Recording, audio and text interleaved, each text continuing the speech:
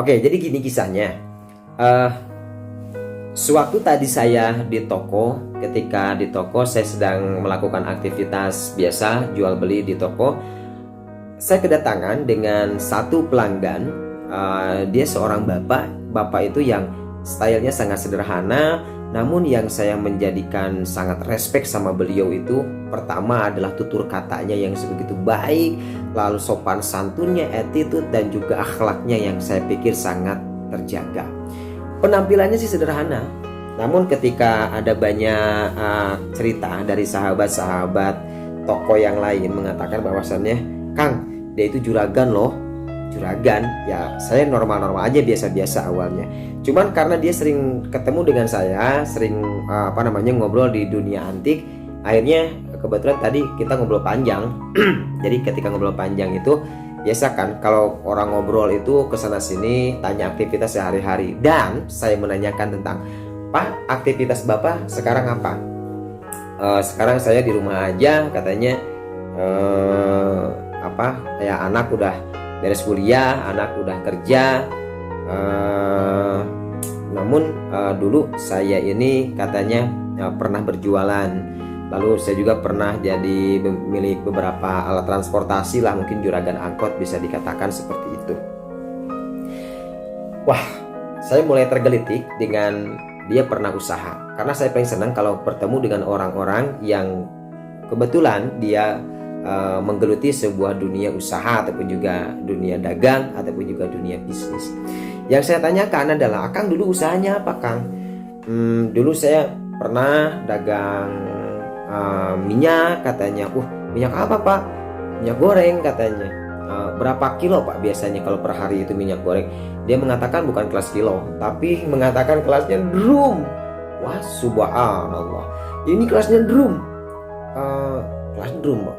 Saya mulai bertanya-tanya, Bapak dalam satu hari itu biasanya berapa drum? Ya, saya setiap hari sampai 20 druman lah saya kalau ada datang gitu. Terus saya orderkan ke pasar Ujung Berung, ke pasar Majalaya, dan wow, ini udah kelas drum.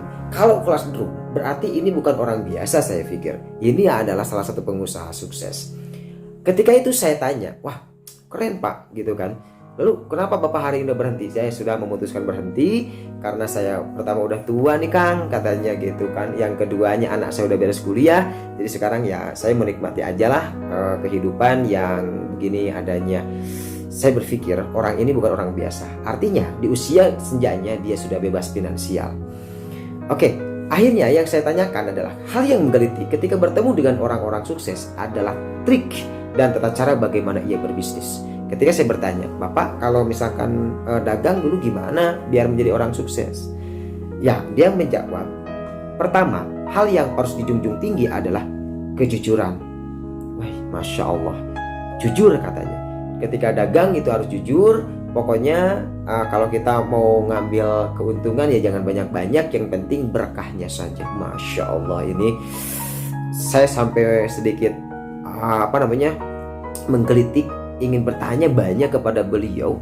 Akhirnya dia bercerita tentang kisahnya ketika bagaimana berdagang seperti begitu. Namun setiap kali saya bertemu dengan orang-orang semacam itu, maka yang sering saya tanyakan adalah, Bapak, amalan apa ya yang sering Bapak dawamkan? Bacaan apa yang sering Bapak ucapkan? Maka dia mengatakan bahwasannya saya itu selalu tidak terlepas dengan bacaan surat Al-Fatihah. Bibir saya selalu dibasahi dengan Al-Fatihah, kata si bapak itu.